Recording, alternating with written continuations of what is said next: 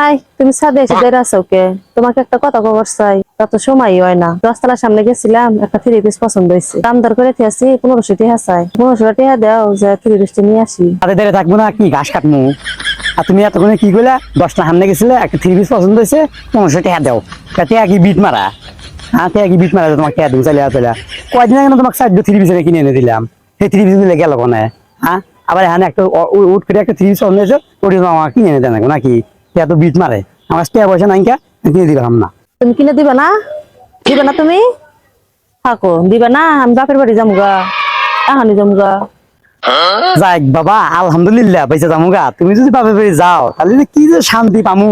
মনে হবো যে মাথার উপর থেকে 5 মণ লোড কমে গেল গা। এটি তো চাচ্ছিলাম।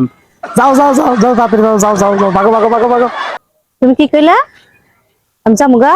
তুমি কি বেড়ে কও? কে এখন আর ভালো লাগে না?